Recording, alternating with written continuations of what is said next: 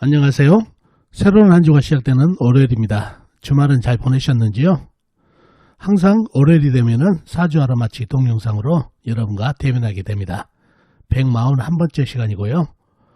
자, 이번 주 시간도 전주에 내드린 문제 풀어드리고 이번 주 새로운 문제 내드리는 이런 순서로 진행해 보겠습니다. 자, 이 사주가 이 전주에 여러분한테 내드렸던 문제가 되겠죠. 계년, 을해월, 병자일, 정유시에 태어나신 여자분이시네요.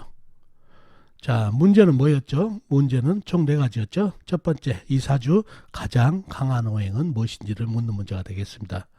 두 번째는 이 사주 갑오년 운은 어떤가요? 갑오년 세운이 어떤지를 묻는 문제가 되겠네요. 세 번째, 이 사주 무술년 운은 어떤가요? 무술년 운기를 묻는 문제가 되겠습니다. 그리고 마지막으로 이 사주, 이분 여자분이시죠? 여자분이신데 자식덕이 어떤지를 묻는 문제가 되겠습니다. 이번 자식덕이 어떤가요가 문제였죠. 자, 오늘 제가 이 전주에 이렇게 4가지를 문제를 내주었는데 내준 이유가 있습니다. 바로 운기 적용.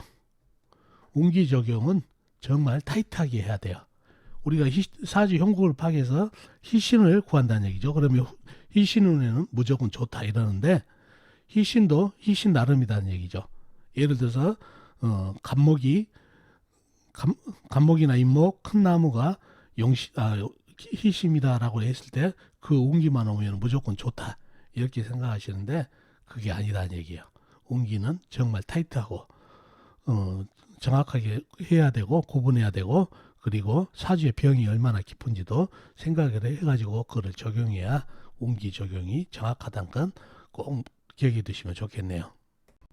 자, 그러면은 사주 형국을 파악해봐야 문제를 풀 수가 있겠죠. 사주 형국을 파악하기 위해서 오행 분법부터 알아보겠습니다. 먼저 일간이 내편부터 알아볼까요? 일간의 내편의 오행이 세력이 강하면 사주가 강해지고 반대로 상대편 일간의 힘을 빼는 오행이 세력이 강하면 사주가 약해진다는 얘기죠. 일간이 병화 큰 불로 태어났네요. 불의 내편은 비겁인 같은 불이나 불을 생해주는 땔감인 나무가 내편이 되겠습니다. 먼저 비겁인 불부터 찾아볼까요? 불은 시간의 정화 작은 불이 있습니다. 그리고 다른 데로 없고 지장간에 없고요. 다음에 불을 생해주는 땔감인 나무를 찾아볼까요? 나무는 월간에 을목 작은 나무가 있습니다. 그리고 다른 데는 없고 지장간, 연지, 해수안의 간목 큰 나무, 월지, 해수안의 간목 큰 나무가 있네요. 자, 그러면 나와 있는 내편은 정화 작은 불과 을목 작은 나무뿐이네요. 이렇게 되면 사주가 매우 약해질 가능성이 많은 사주팔자가 되겠습니다. 상대편도 한번 찾아봐야 되겠죠. 뭔가요? 일간의 힘을 빼는 오행. 식상 일간이 생하면서 힘받고, 재성 일간이 극하면서 힘받고, 관성 일간이 나를 극하니까 일간이 힘이 약해지는 이 3가지가 상대편 오행이 되겠습니다. 식상은 뭔가요? 불이 생해주는 오행이니까 흙이 되겠고, 재성은 쇠, 관성은 물이 되겠네요. 자, 식상인 흙부터 찾아볼까요? 흙은 연간에 기토 작은 흙이 있습니다. 그리고 다른 데는 없고 지장간, 연지 해수안의 무토, 월지 해수안의 무토가 암장되어 있네요. 다음에 재성인 쇠를 찾아볼까요? 쇠는 시지에 요금 작은 쇠가 있습니다. 그리고 다른 데는 없고 지장간 없고요. 다음에 관성인 물을 찾아볼까요? 물은 연지의 해수, 월지의 해수, 큰 물, 호수같이 큰 물, 그 다음에 일지의 자수, 작은 물이 있습니다. 그리고 다른 데는 없고 지장간 없고요. 자, 그러면 상대편의 세력이 대단하죠. 기토, 유금, 작은 쇠, 작은 흙, 그 다음에 해수, 해수, 큰 물, 자수, 작은 물까지. 그죠? 내 편이라고는 을목, 정화뿐이다 보니까 사주가 약해졌네요. 자, 사주가 약해졌는데 그냥 약해졌나요? 좀 더 깊이 들어가 보자고요. 자, 첫 번째 문제였죠. 이 사주 가장 강한 오행이 뭘까요? 이 사주의 병. 한눈에 봐도 물기운이죠. 해수에서 큰 물이 합쳐지고 작은 물까지 합쳐서 어마어마한 물기운을 형성했다는 얘기죠. 이 물을 막아줄 수 있는 오행이 있나요? 흙이 막아주나요? 기토가? 아니죠. 이 작은 흙으로는 이 물 막다가 쓸려 내려가 버리겠네요. 그래서 흙탕물이 돼버렸네요. 벌써. 그러면 을목이 좀 빨아줄 수 있나요? 이 작은 나무는 이 많은 물에 의해서 부목되고 떠내려가고 그 다음에 젖어가지고 썩고 있네요. 그러니 목생화도 안 되죠. 젖은 나무 불에다 던져봐야 불만 꺼진단 말이죠. 오히려 그래서 을목도 물을 견제할 수 없고 그러네요. 그러면은 이 관살이 가장 강한 오이면서 이 관살을 막아줄 수 있는 오행이 없네요. 큰 흙이 있다든가 큰 나무가 있으면 좀 어느 정도 도움이 될 텐데 전혀 없다 보니까 이 관에 물을 고스란히 받네요. 관살로 변해버렸죠. 관살은 관이 일간이 나를 끌려고 죽이려는 형상이다 보니까 관살로 변했다는 얘기죠. 그래서 이 사주팔자는 관살 맞은 사주까지 됐네요. 그죠? 예. 사주에서 가장 강한 오행은 1번 문제는 물기운이고 이 물기운이 너무나 강합니다. 막을 수 있는 오행이 거의 없다 보니까요. 그런 사주 팔자가 됐고 병이 좀 깊죠. 사주 병이 물인데 물기운이 너무 세다 보니까 병이 깊다는 얘기죠. 자, 을목은 부목이 돼가지고 거의 썩어가고 그래서 목생화가 안 되기 때문에 거의 한시나 마찬가지죠. 그래서 용신은 정화로 삼아야 되겠네요. 할 수 없이 정화 작은 불로 용신을 삼아야 되지만 이 용심이 나한테 힘을 주니까 고마운 녀석인가요? 아니죠. 이 정화만 없었으면은 을목이 한신이 되니까 종살로 따라갔으면 오히려 나을 수 있는 사주가 됐는데 이 정화가 고춧가루가 돼가지고 정사를 가지 못하고 정화가 용신이라고 좋아할 일이 아니죠. 이 무시무시한 물하고 이 정화를 작은 불을 믿고 싸워야 되니 미치겠죠. 일간 입장에서는 그런 사주팔자가 됐습니다. 아무튼 용신은 정화가 되고 희신은 뭔가요? 운에서 오면 좋은 희신. 큰 나무가 오면 좋겠죠. 간목이나 임목. 그래야 사주에 많은 물을 빨아들이고 목생화로 이어질 수가 있으니까. 그죠? 큰 나무. 작은 나무 가지고는 을목이나 묘목 가지고는 안 되겠죠. 이 물을 막을 수가 없으니까. 그리고 무토나 술토. 마른 흙이면 큰 흙이면 좋겠습니다. 왜? 이 물을 막아줄 수가 있으니까. 그래서 큰 나무, 큰 흙이 희신이 되겠네요. 그런 사주팔자가 됐네요. 자, 그런데 운기 적용할 때 타이트하게 적용해야 된다는 거 말씀드렸죠. 우리가 두 번째 문제 갑오년 운기가 어떠냐. 자, 이 오화는 사주 내에 들어오자마자 이 물들에게 한 방에 꺼져버리죠. 그죠?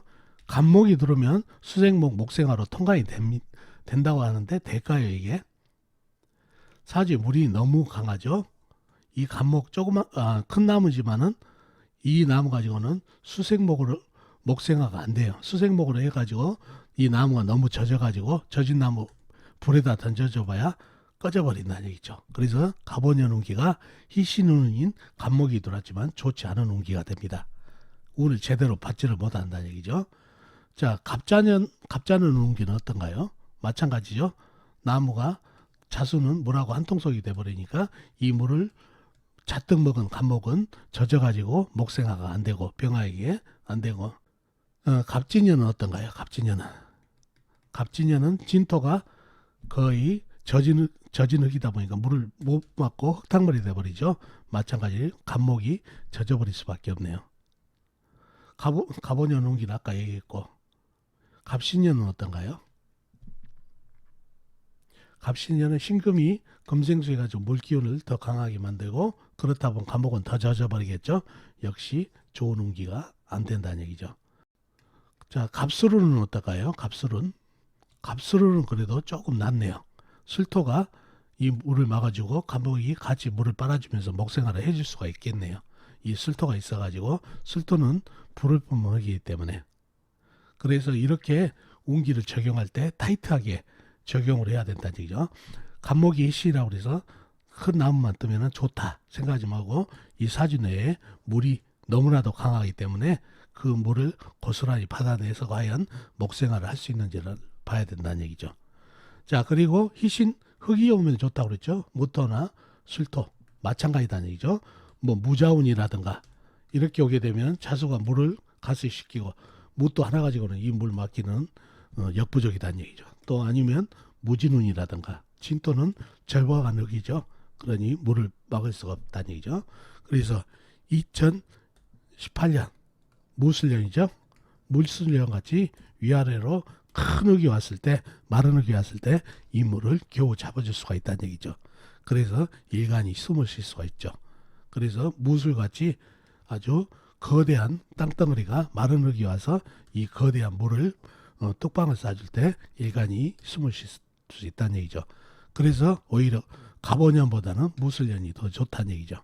어떻게 좋냐? 이 식상이기 때문에 의식주가 발달하고, 그죠? 관사를 막아주니까 그런 운기가 된다는 얘기죠. 그래서 운기를 적용할 때 이렇게 타이트하게 이 운이 왔을 때 과연 운을 먹을 수 있는지 없는지를 판단해야 된다는 얘기죠. 그래야 정확도가 안 떴습니다. 이 사주의 병이 얼마나 깊은지도 알아야 그 운이 왔을 때 먹느냐 못 먹느냐 그 차이를 알겠죠. 아무튼 그렇게 타이트하게 운기를 적용해야 되는 거 기억해 두시고, 이분 자식덕이 어떤가요? 물어봤죠. 여자분인데 자식덕이 어떤가요? 자식은 여자분한테는 식상이 자식이죠. 식상이면 흙이다는 얘기죠.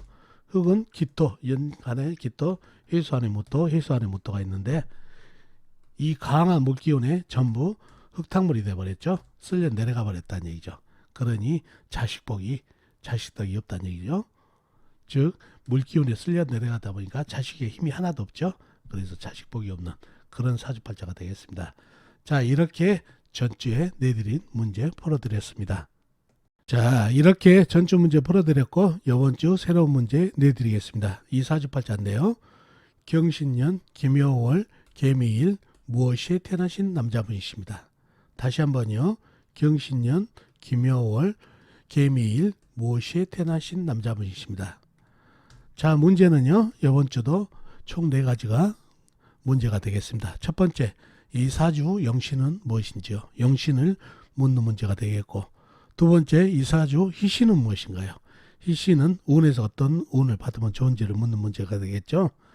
그리고 세 번째, 이 사주 어떤 오행이 병인가요? 이 사주에 병이 있는데 어떤 오행이 병인지 묻는 문제가 되겠고, 마지막 네 번째, 이 사주 자식복은 어떤지요? 남자분이신데 자식복이 어떤지를 묻는 문제가 되겠습니다. 이렇게 총 4가지가 이번 주 문제가 되겠습니다. 자, 이번 주 문제도 여러분의 힘으로 아는 만큼 풀다 보면 실력 향상에 도움이 될 겁니다.